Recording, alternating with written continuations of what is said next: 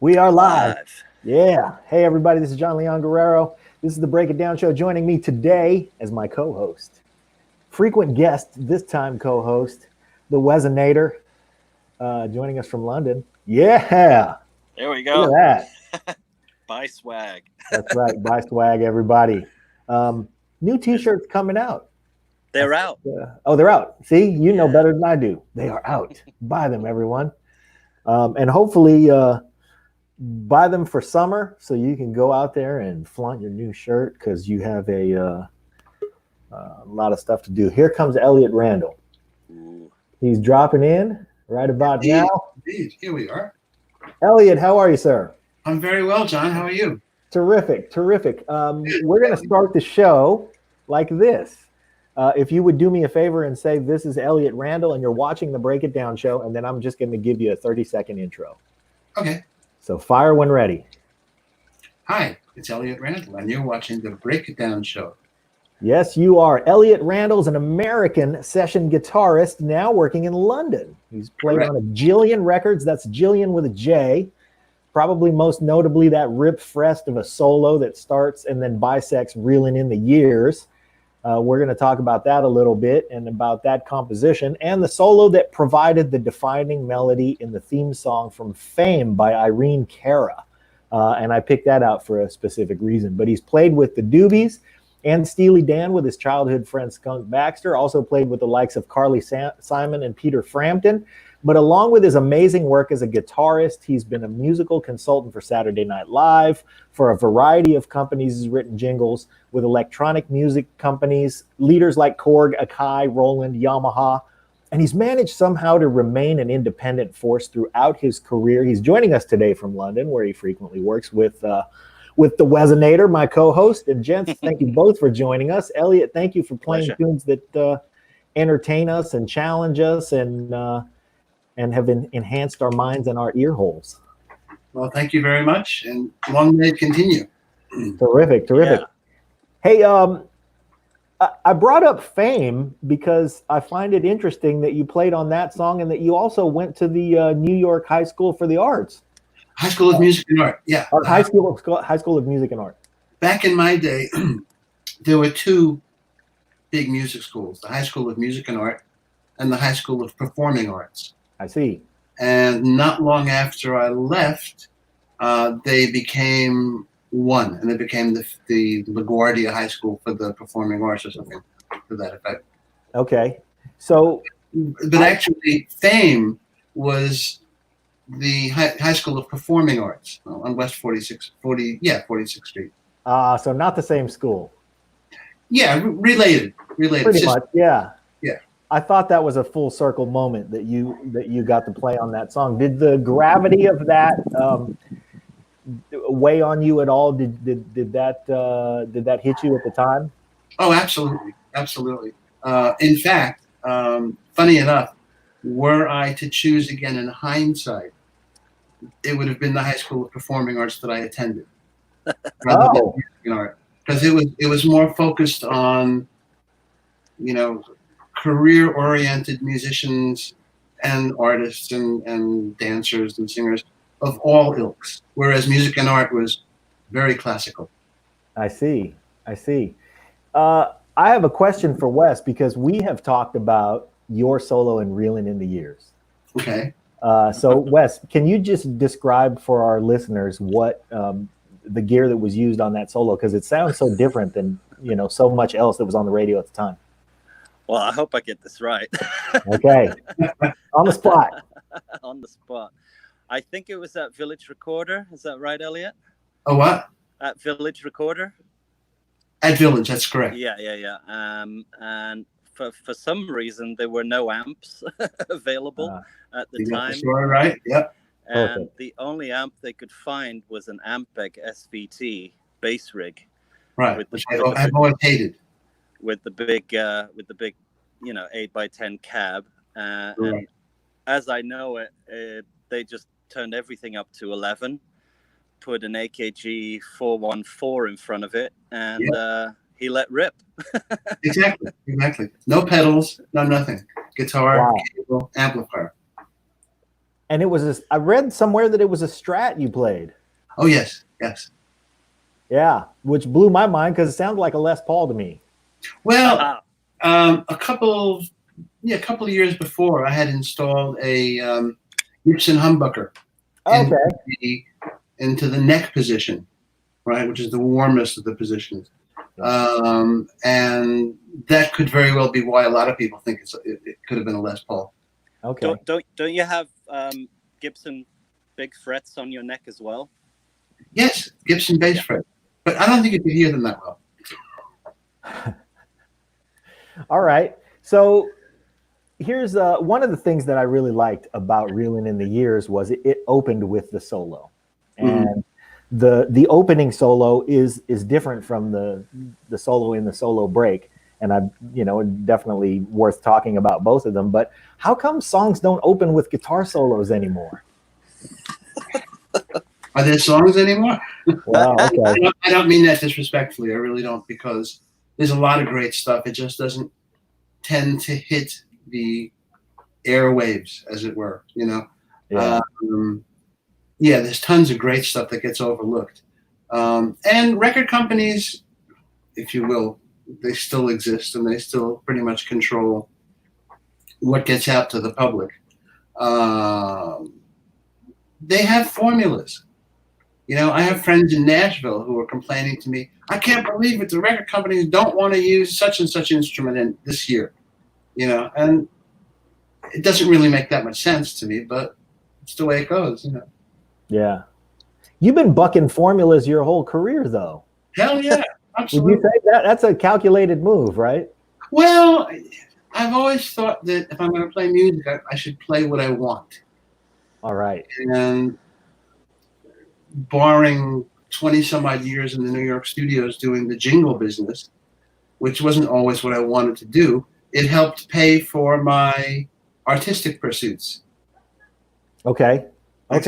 Fair enough. I think, most of us pay for our artistic pursuits one way or another. And if you can pay for them by actually playing, that's the best way. Yeah. Yeah. So Wes, how is it working with Elliott? Because he's a groundbreaker and a free thinker. What's it like having to twist knobs for him? Oh, it's always fun, Yeah. I just remember that I think the first record we worked on together was at Rack, it was just nice because Elliott would be sat on the couch behind me and I would just be doing my thing, and occasionally he'd sort of tap on the shoulder and go, "Hey, can you make that sound more like that more like that?" And it's the way I love working. It's this dual interaction. So yeah, I think we both have very similar. Sorry, I didn't interrupt you. We have very similar audio sensibilities. Oh, that's good. And we have that little. We call it the Bluetooth break. That's right. I mean, we'll often, go for the same thing, whichever one of us is sitting at the desk or is thinking about an idea. Yeah, I mean, it's nice to have a shorthand with somebody, but it's even better when you have Bluetooth brain because it's like, that's what I was going to say. I hadn't figured out how to say it, and you're already headed that direction. So that's one of the things we like about Wes anyway, is he's kind of got an ESP about him. And he wears great hats. So that helps. Absolutely. Yeah. So Elliott, when you decided to stick around London and play around London, what made that decision?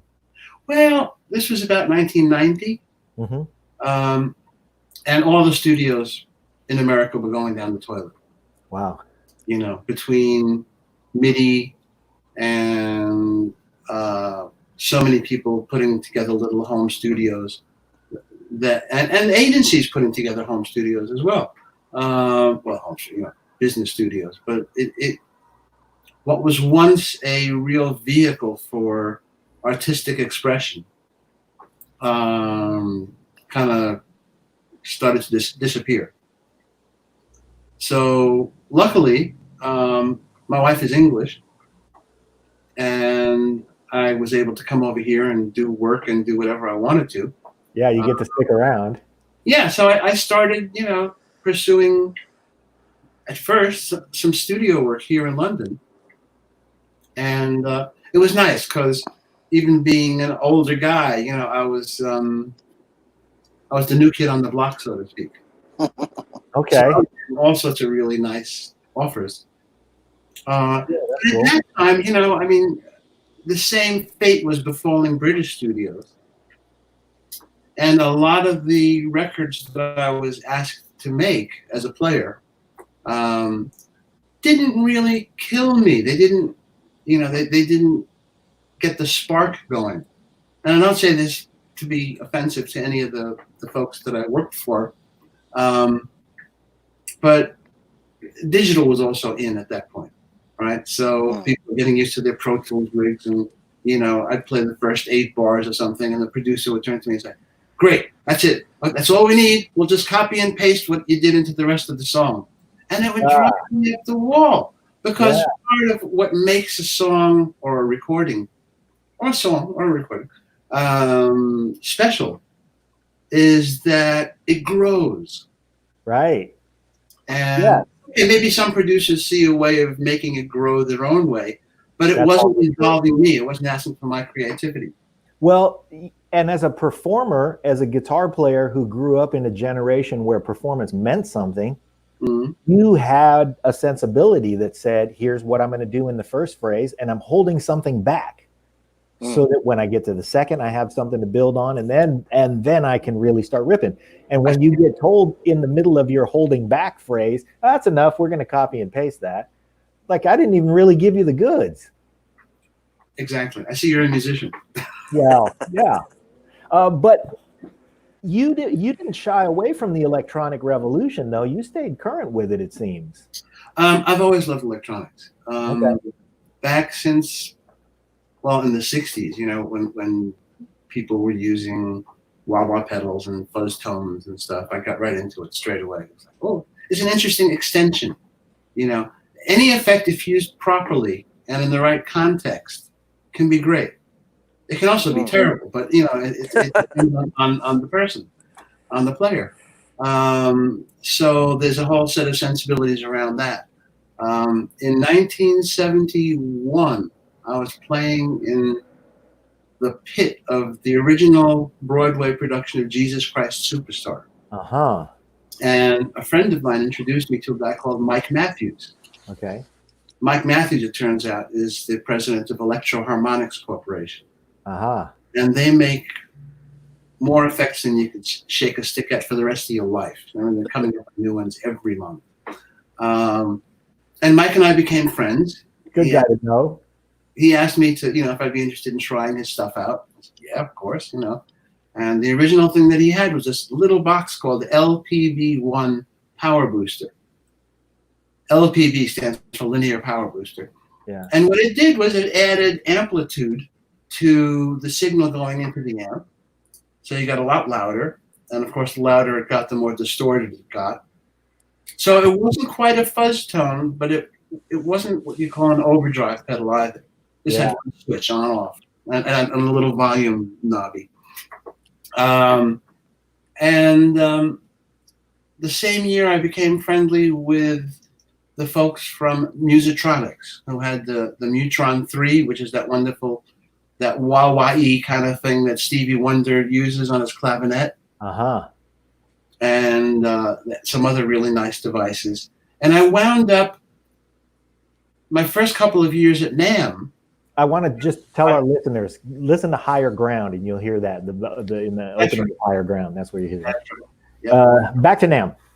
Yeah, so NAMM, the National Association for Music Merchants, or merchandisers, however you want to call it, put on these humongous shows every January. In Orange County. Yep. And I started a less humongous one in July in Nashville. That's Nashville, yeah, that's right. Yeah. And who knows where it's all going to go at this point? Right. Yeah.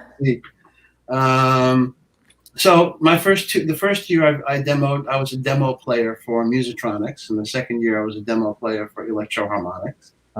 And as things happen at NAMM, you wind up meeting loads and loads of people, making friends. And I know a couple people I met at NAMM. present company included. Really? Yeah. Wes and I met it now. see. Hey, I'm going to take a pause for a second because I want to go back to that. But what years are you talking about there, where you were a player on the floor? 72, 73. Oh boy. Possibly 71, 72. I'm not sure. Okay. No, 72, 73. So really, it had just started in LA because they used to hold that show in Chicago. That's right. And then they moved it to LA right around then. Yep. So that was really when, I mean, the music business, a lot, some of our younger listeners are less aware that the music business wasn't as based in LA as it is now, just as recently as the early 70s. I mean, it's started to migrate out that way, but there were a lot of studio musicians in New York who were making their living with a tie and a sports coat on. And it wasn't until the late 60s and early 70s when the scene started to come to Los Angeles. That's correct. So can I just do a technical pause real quick? Do you have cans or earbuds you can throw on? Because I'm getting an echo from you, Elliott. I could probably turn it down a little bit, or I could put on phones. I'm good either Yeah, way. if you wouldn't mind putting on phones, I think we'd get a crisper sound from you. No problem.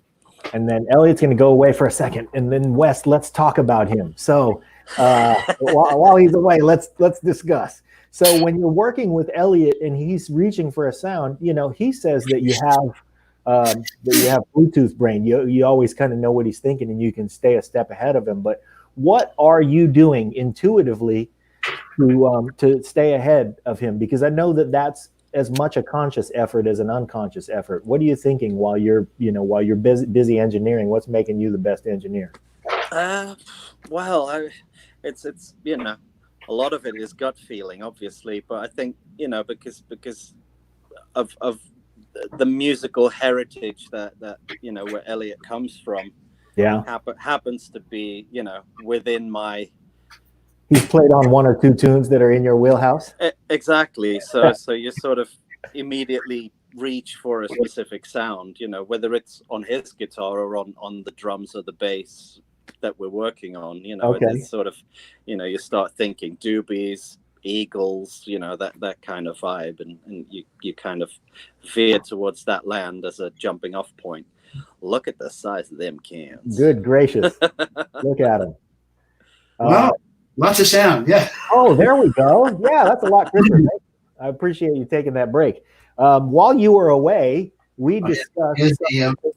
Here's the endorsement. You got to do that. Yeah, you got to do that. Yeah.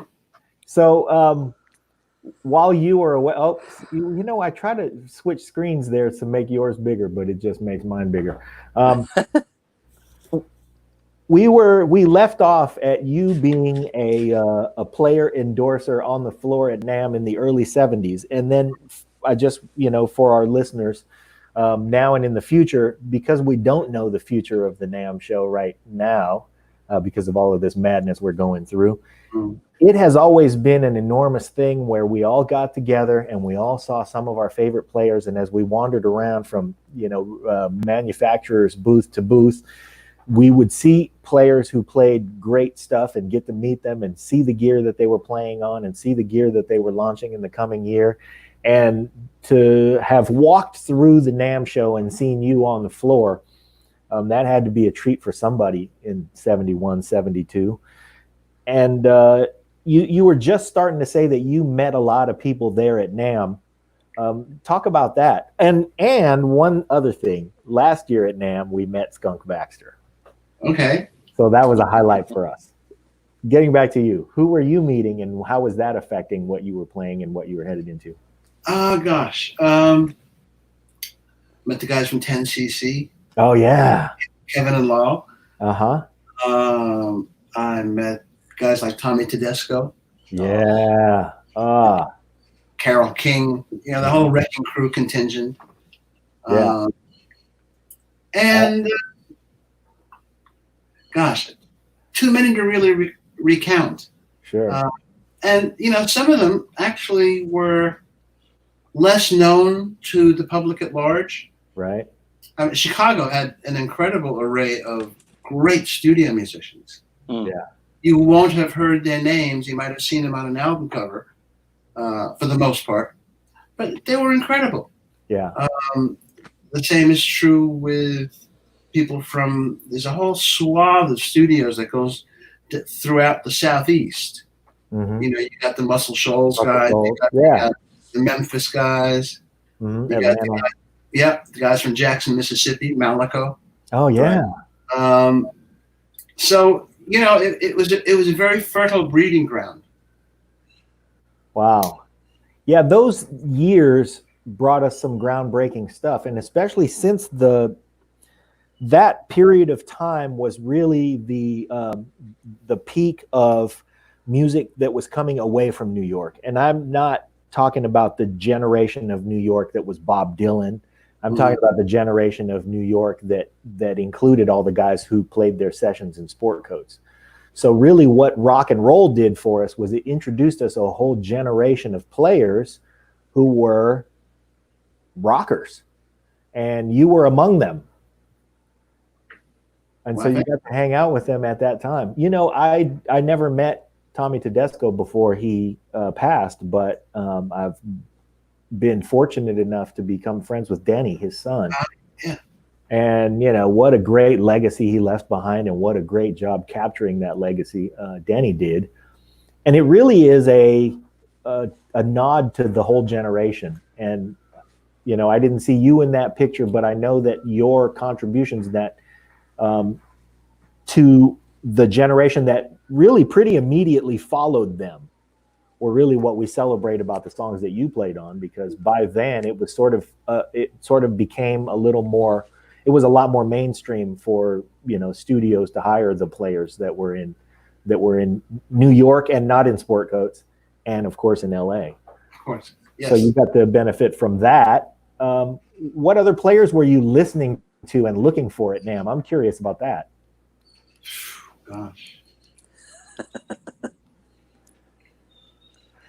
Really a vast array. Not as much guitar focus. Okay. You know, guys like Billy Cobham. He's also a New Yorker, you know. Yeah. The Vaccaro brothers. Sure. Lee Sklar, you know, there's a whole group of very, very famous players, very famous now. And we're all roughly the same age. So yeah, that's your generation. I mean, I'd lump you in with those guys. Yeah, yeah. And also, you know, in those days, record companies had rather large budgets. Right. Of course, they could afford those performances. Well, to be real about it, yeah. At the end of the day, the people who were paying for it were the artists, not the record companies. Right. The record companies were fronting the money. So if a record existed. Yeah, I mean, if a record became really big, then, you know, the record company recoups it in spades. Yeah. So we were all doing a lot of flying around. I found myself going to LA, racking up more air miles than I knew what to do with. Wow. And Chicago and Florida. I did a bunch of work over at Criteria. You know, it's just adventure upon adventure. And of course, being able to expand your circle of friends, comrades, you know, players. Yeah, colleagues. Hmm. The generation of player that you came from also had a whole different form of creativity that you contributed to. But we talked for a moment about how you contributed some of that creativity to some jingles. Can you tell us some of the jingles that we might recognize that you played on? Because I couldn't pick them out. A Coke and a smile makes you feel good. You know, I go all the way back to those days. Uh-huh. So, and in fact, that wonderful glug, glug, glug, glug, glug sound at the end of the commercial is my friend Suzanne Ciani on a synthesizer, on a Buchla synthesizer. Wow. She completely created that sound. So we were given quite a lot of latitude. And I remember once I had a session working for a company called Sherman and Kahn. Stanley Kahn, who's not with us anymore. Funny guy, you know, he was the business guy as opposed to the music guy. Sherman was the music guy. at one point he came over and said, "No, I don't like that sound. Can you?" And he did it in a way that was not that nice. So I came back, and again, I regret some of my attitudes from the old days. I came back just as not nice. And I said, "Excuse me, I just played this on 3 hit records that you may or may not have heard. So I think I'm going to use this sound. Thank you very much." And they said okay, and it worked out really great. You know, whatever that was, I have no recollection of what the jingle was, but it was, you know, it was nice to be able to. For the most part, the producers were just, you know, yeah, go do whatever you want. I mean, you might get handed a chord chart, and some of it might be like, wow, this is fly shit, you know. Yeah. And there were any one of a number of ways to take it. Either the arranger wanted you to play it note for note, which you learn to do as a studio musician. You have to be able to read pretty well. Yeah. Or you take it as, okay, this is a simile of what the person wants. Right. Or you come up with a whole different approach. And any one of them could work. It just depends on what the situation is, and you're being able to read the arranger, the producer, the client. Okay, Wes. Yeah. How often is Elliott? How often does Elliott get saucy with you? Well, we get saucy with each other all the time. Here we go. That's the right response. Yeah. Yeah. Oh, you know, Rick I don't think we've ever had a bad word, though. Not a single mean word in all the time that we've known each other. No. Goes back quite a ways now. Yeah. Well, we're always winding each other up and cracking jokes. Well, that's good. That's good, because saucy doesn't have to be malicious. No. Right. And when you can get saucy without being malicious is a great recipe for terrific tunes. Well, and malicious is counterproductive in a creative environment. Yeah. Oh God, yeah. And Wes and I have had our share of questionable clients. Challenging opportunities. Yes. Yeah. And at the end of the day, I mean, one has to realize the vibe always goes on to the recording. Yeah. If it's a great vibe, it's on the recording. If it's not such a great vibe, it's on the recording. It's on the recording. Yeah. The tape does not lie. If anybody remembers the simile of tape. Yeah, that's right. It's funny because some of my production idols really understood that, and it became. Like who? We name names on this show. Who are you talking about? Sure. Joel Dorn. Okay. Joel Dorn produced Roberta Flack's big hits, "Killing Me Softly" and a couple other biggies. He produced last 11 Russ on Roland Kirk albums. He started out as a DJ in Philadelphia. Okay. He was an absolute genius at vibe. Right? That's awesome. He was literally tone deaf, and he was also literally completely deaf in one ear. I remember there'd be times I'd come over and start yelling, "Hey!" and he'd go, "Other ear, other ear." Yeah, this side. Yeah, that's great. But it's no different than a carpenter showing up with a toolbox that makes everybody go, "Look at that bunch of junk. What's he bringing that stuff on the job site for?" And then he builds a cabinet better than you do because he's been working with those tools and he understands the outcome better than somebody else does. That's right. Sure. Yeah. Yeah. It's funny you should mention that because I just as an aside with that a whole big box of junk.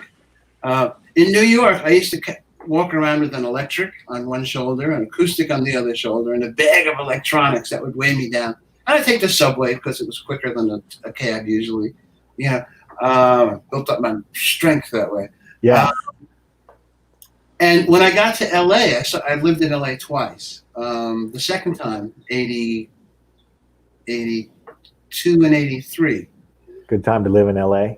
It was indeed. But by that time, it had migrated from a guitar and a bag to half a dozen road cases full of guitars and amps and this and that and the other. Yeah. And even though I played the game, I used to think to myself, this is so stupid.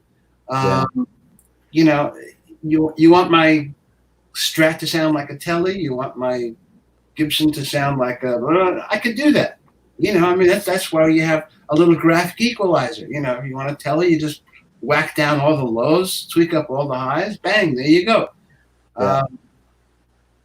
So there was a lot of sort of extraneous showmanship going on, but it's part of the game. So if that's what the clients want to see, and that's what they're paying you your money for, you do it. Yeah. Speaking of extraneous showmanship, what's that thing around your neck, Wes? What, that? I'm just giving you a hard time. That's my social distancing thing. Oh, there you go. Yeah. Now you are the masked man. We had Rick Murata's been on the show a couple of times. Oh, great. And I love Rick so much. Man, I love that guy. Me too. He's a beautiful player as well. Aside from being an ace guy. Yes, both of those things. Yeah. Beautiful player, ace guy. And also member of your musical generation. I'm sure you guys have crossed paths on a recording once or twice. We made a lot of records together. Yeah. Yeah. He mentioned, and I bring this up because, you know, the subject of bringing in somebody like you or like Rick is really the purpose of bringing in a player is to allow that player to be the interpreter. And if you're going to, you know, lean in on somebody and go, hey man, I wrote the part, play the part that I wrote, you know, there's certainly a place for that. But, you know, what Rick said on the show was, well, why'd you hire me? You could get somebody cheaper than me to play this bullshit. He stole my line.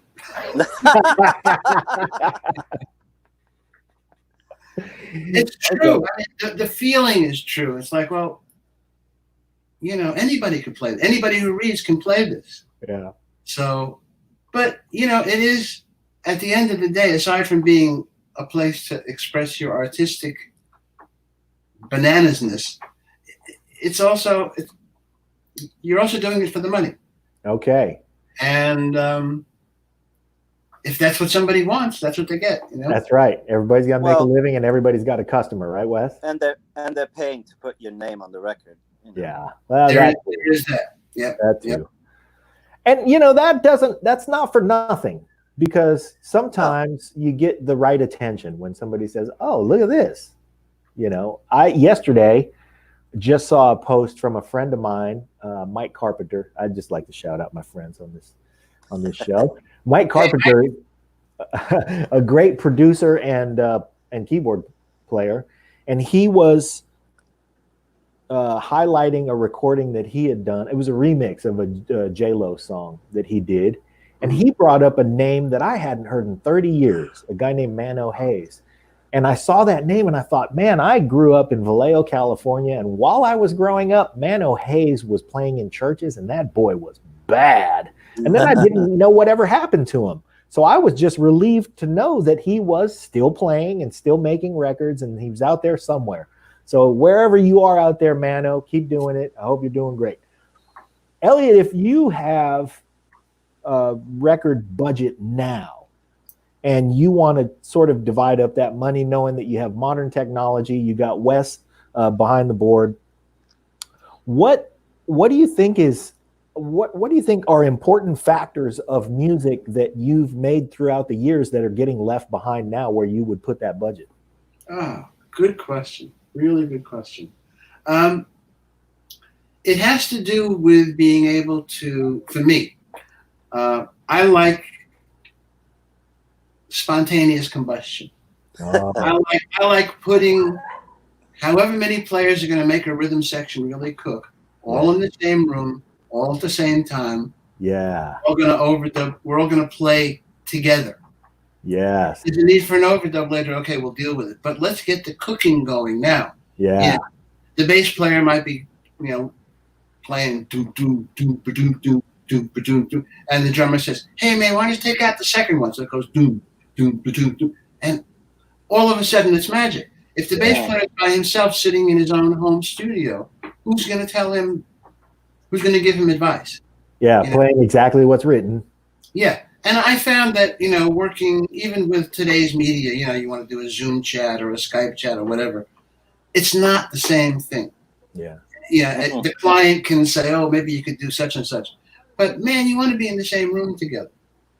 Yeah.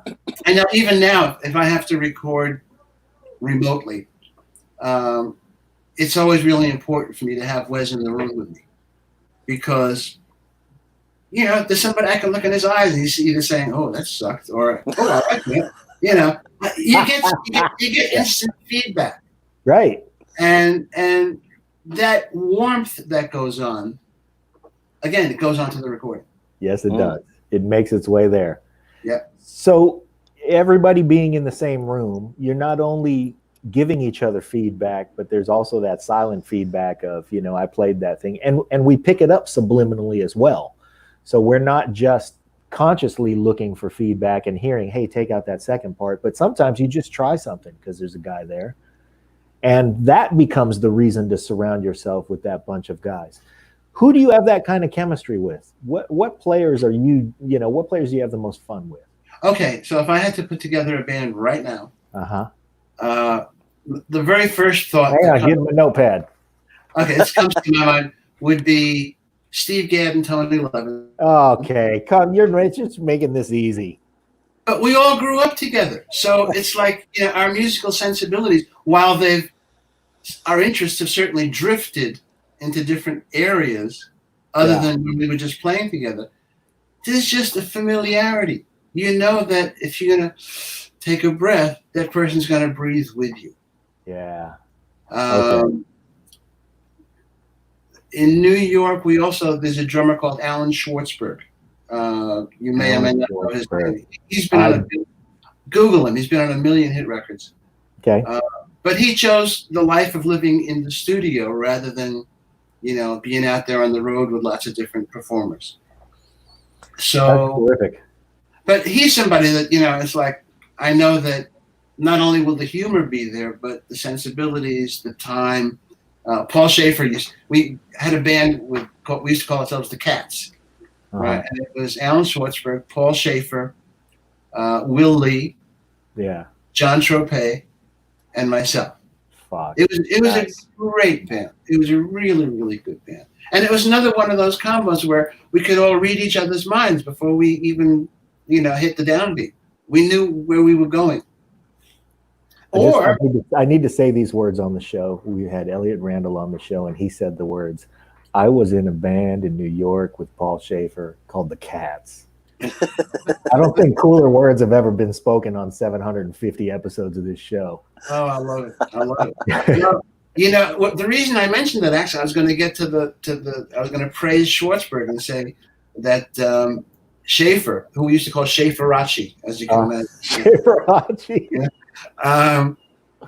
He came up with this thing once, and Allie made the click disappear. Yeah. And it was all about, understanding your environment. And literally, if your time is good, you make the click disappear. Make the click disappear. Yeah. Now, some different drummers will feel the beat slightly different. A little ahead, a little behind. Roger Hawkins was on the behind side. Yeah. Right. Purdy kind of a little bit on the front side, and being able to play with these people in their groove is just so beautiful. It's wonderful. Oh man, this is the coolest thing ever. Hey, I am, I'm a bit of a music historian, of course, because I love hearing all these names. And I am not familiar with Alan Schwartzberg. So thank you for hipping me to him. I've got to go look up Alan Schwartzberg now and see what he's doing. Good. Yeah, that's great. So if you're putting this band together and your recording process is to all be in the same room and you're all going to start cooking, you're making musical gumbo. What's next in the process? Who do you look to for? I'm not even going to say that. What's next in the process? Here's everybody. We're cooking. Let's go. Wes is putting it on tape. Well, if I'm the producer, then it's one thing. If I'm just wearing the musician hat, it's another. So, great. So if I'm the producer, I have to then determine, is this going to make me happy 20 years from now when I listen to it? Ooh. That's a real tall order. Because you're making a painting. You're doing a sonic painting. Mm-hmm. And you really have to make judgment calls. I mean, now of course we have the technology where if you want to erase that little piece of music there, you can do that and add something else to it. But ultimately, you don't want to have to repair. You want to be able to go, yeah, this is what it was meant to be. Okay. All right. I guess what you can read into that is I'm sort of a spontaneous kind of guy. Yeah. So I like to be surprised. Okay. I like to be delighted. The only solo that I ever play almost identically is Reel in the Years. And the reason I do that is because if people are coming to see me play live, then they're going to want to hear that. They know it. Yeah. They want to feel it. They want to feel it the same way. Yeah. And so to deviate from that is really just me having a wank. Yeah. Yeah. Well, I'll say as a listener, if I'm buying that ticket and I see you're on the bill, I do want to hear that. And I hate to be that guy, but it's true that I want to feel that. And then I want you to expand it a little so you can have the wank. I do that at the very end, at the last solo. Yeah. Okay. Now, when you did that solo on the record, though, is that you on the harmonies too? No, the part that goes da da da da da. That's actually Denny Diaz. Oh, okay. That's a written part. I see. Okay. With a few altercations with the quintuplets. Yeah. But other than that, it's written. No, my thing was to just come in and feel it. Uh-huh. They played the tune down once. I said, "Great, can I see a lyric sheet?" Because to me, it's if I'm playing to a song that has lyrics, then I want to be able to be an extension, or at least be supportive of what the writer is trying to say. Yeah, enhance the message, enhance the vibe. Yeah. Okay. So now there's a lot of great lessons here, man. Let's keep going. Good. Yeah.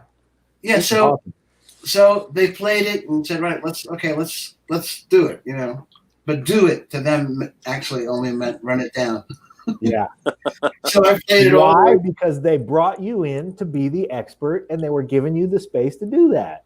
Yeah, but if they hit the red button, then conceivably the solo would have even been better than what you hear on the record. At least that's what some of us who were in the room think. Okay. In fact, Gary Katz, the guy who produced it, said, "I learned something very special from you that day. Always hit the red button." Hit the red button. Don't miss the tape.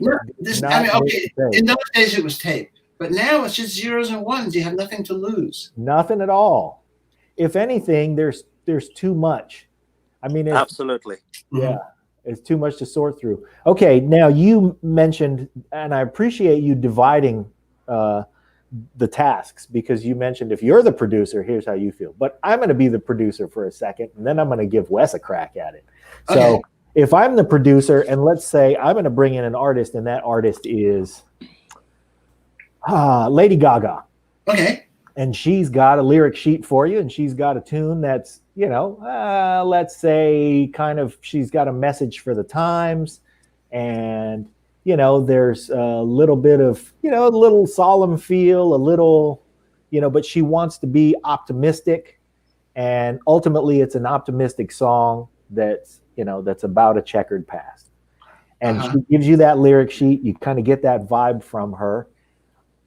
As the producer, I'm going to say, look, here's what I want, guys. I want something kind of mid-tempo, but I'm giving you guys some space to express, because I don't know what I want yet. I just need a mid-tempo thing, and I need you to leave enough space for her to sing.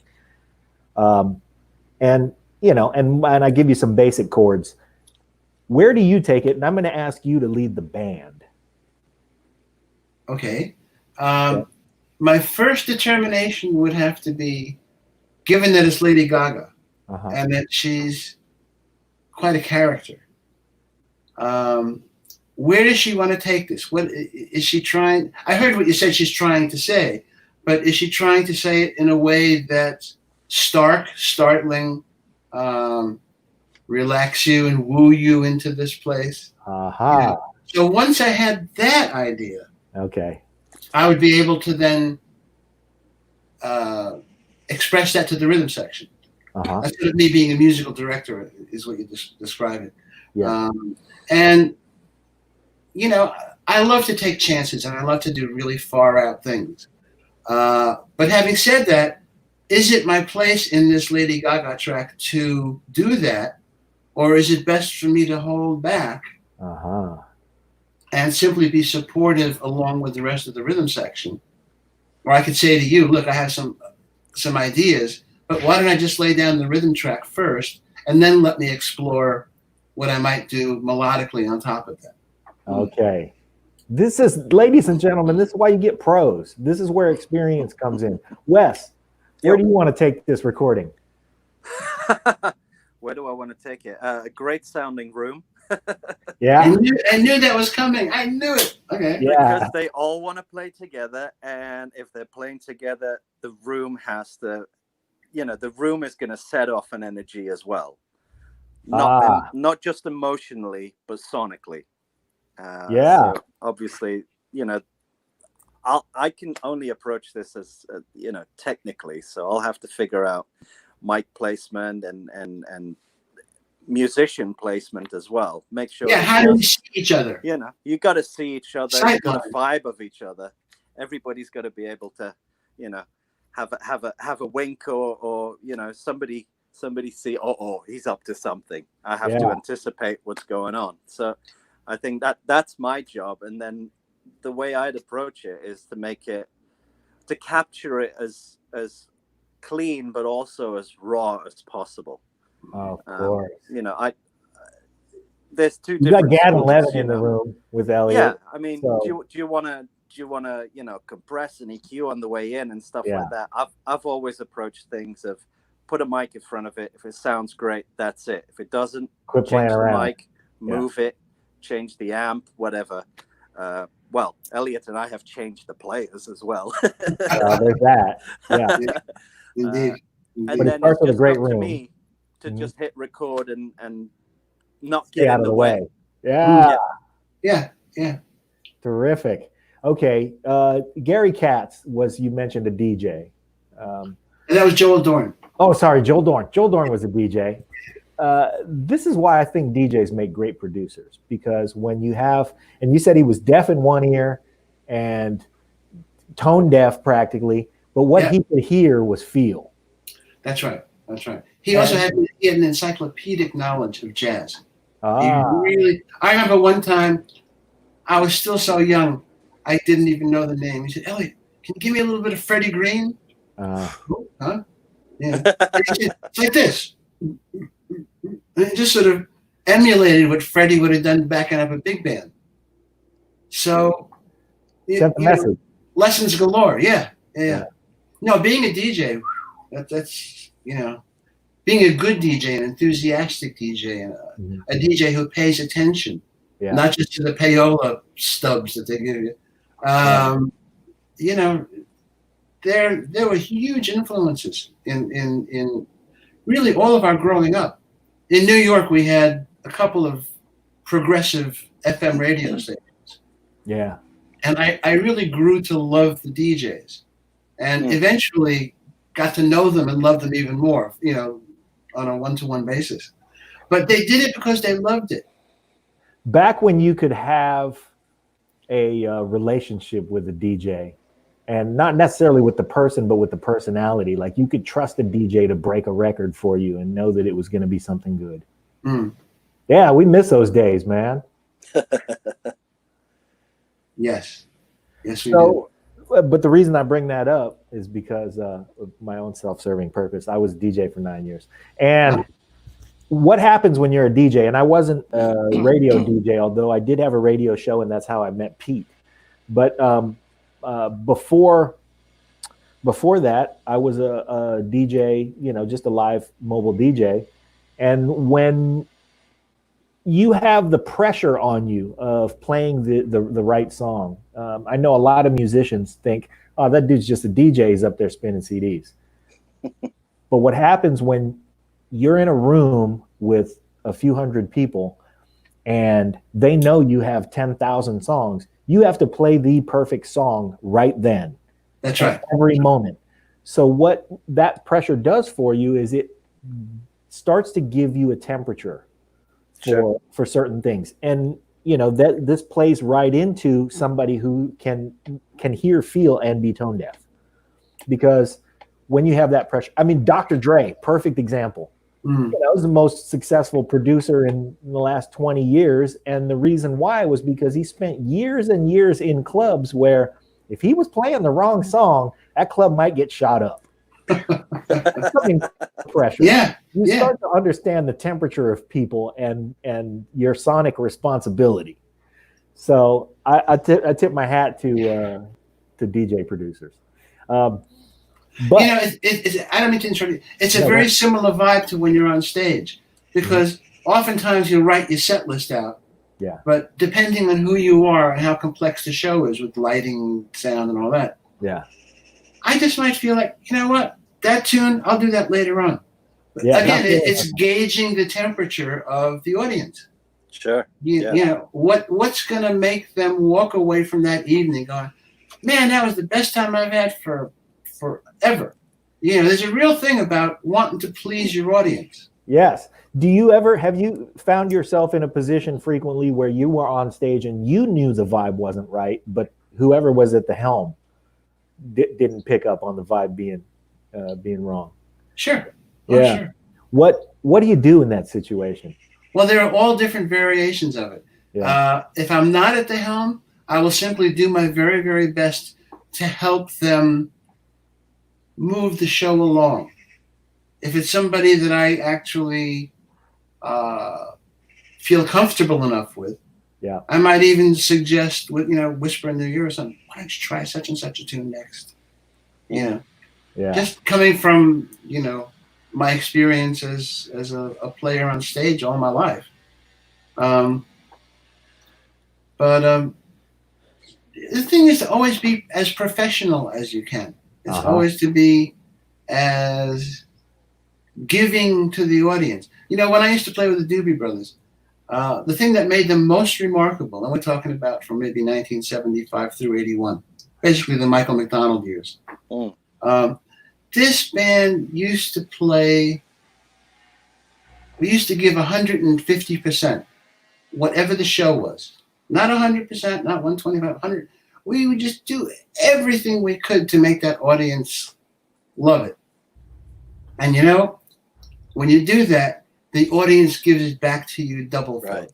Yeah. So you're getting 300% back. And then you're giving 600. Yeah. It's just an amazing feeling. Words sort of can't describe, the thrill that you get. Because it's a combination of intimacy and excitement and, gargantuan crowds or smaller crowds, depending on where you're playing. Yeah. That's the attitude, though, that allows that band to be what we know as the Doobie Brothers. And that level of professionalism, that level of gratitude for your audience, that level of wanting to deliver creates that, that fan base that will be loyal to you for a lifetime because you create memories that way. Yeah, that's true. Yeah. I was at a Prince show one time and he was playing a ballad called The One. It's a great song, but he was in the middle of he had started the song off and was in the middle of the first verse of the song. And then when the first verse moved into that thing that it was going to do right before the chorus, he just cut. And the band picked up the hand signal and cut with him. And then he looked out in the audience and said, "You guys aren't feeling that, huh? We're going to move past that." And then he moved on. And I remember, it was a cool song, but at the time, it was an outdoor show. And it was at the Concord Pavilion, which is, it's let's call it a knockoff Hollywood Bowl, right? It's got that amphitheater feel. It's outside. And it wasn't right at that moment. And it was right enough that if he had kept playing it, I would have kept loving it. But for him to say, "Hey, you guys aren't feeling that. We only have a certain amount of time here. Let's not waste your time. I got 4,000 hits. Let's play some more." And I thought, that really is, he showed me the importance of, exactly what you described, which is I'm vibing with this audience and I'm going to take them on this ride. And it's my responsibility to give them the best ride that I can. Yeah, absolutely. So, man, I really appreciate that you're handing out these lessons to us and our audience, and that you are so generous with all of your years of experience and encapsulating them this way. This is awesome for me. Thank you, John. I hope you're having just a mildly okay time. I'm enjoying myself a lot. I'm a teacher at heart, so Oh, I see. I really enjoy being able to share whatever experiences, successes and mistakes, Okay. with people. And if you're watching, there you go, baby. Yeah. So let's say you're meeting with a young musician and he's got the good sense to know who you are and your body of work and a lot of things that came before his generation's body of work that's just developing. And he meets you and he says, hey, what advice do you have for me as a young artist who is really just trying to be good? What do you tell that guy? Oh, that's a loaded question. Okay. It's a loaded question because goals have changed in many respects. What people see as being success isn't the same way my generation interpreted success. Obviously, success is you want to be able to make a living at what you're doing. And the more you make, the better, as long as you're not ripping anybody off, it's a good thing. But how do you make money these days? I mean, for me, it's almost a no-brainer because I have a large library of work that I've accumulated over the years. I figured out that the streaming services ain't doing me no favors. Yeah. Hence, I ain't doing them no favors. My catalog, with the exception of one song, is not on any of the streaming service. One album, which I don't own, is not on any streaming service. I mean, it's all over YouTube, but that's, I drive myself nuts trying to have stuff removed. Where am I going with this? You might have. You're telling a young guy to size yes. It sounds okay. Like. So do I say don't do Spotify? I mean, my personal gut is I wouldn't do it. But you know what? If you're looking for a way to break through, consider it. But I always tell people that if they want to make it, aside from being serious about what they do and pursuing the art and craft that they're working on to make them an artist, obviously you do that with all your heart and all your soul. Yeah. If you want to be able to develop a fan base, i.e. people who will come to your shows, people who will hopefully buy your product, who will support you, what you need to do is to start at a grassroots level. Start playing in little neighborhood clubs, develop an audience, learn your craft better. And the better you become and the more of an audience you garner, the more clubs you can play, the further out of town you can go. And again, as the audience develops more, the larger the venues you can play. When it comes to getting a record deal, that's a tough one. I don't even know what to say at this point because at the end of the day, they're all 360 deals and the record company owns you lock, stock, and barrel and your grandchildren too. And all your, yeah. So, I mean, for me, but again, I have, however modest, I have somewhat of a name where I got enough fans who, buy my product and see my, expenditure go from the red into the black. Yeah. But it's hard, it's, I mean, I've done it with not crowdfunding sites, but I've done it on my own, website and social media where I say, I'm in the middle of an album. If you want to donate to, if the album's going to go for $20, I'll say, I'll give it to you for 17 and throw in the shipping as well. If you don't mind waiting until the project is finished. Yeah. And so by doing that, you're able to pay the musicians, you're able to pay for the actual product to be really good. Well, yeah, to be really, but also to, to come to life, to be a CD. Now, that becomes a little tricky in this day and age because how many people are buying CDs? Wow. Right. I went just as an aside. I went to see. I have a really good osteopath, Right. And I like to, when my bones are aching, it's like a chiropractor, but more organic. Okay. I thought I'd like to share some music with him. And I just had a hunch, given his age, that I better ask him if he has a CD player first. I asked him, and he said, no, actually, I don't. Not on any of my computers, Yeah. So the next week I came in with a dongle, the little USB key, and said, here's the catalog for you. Yeah.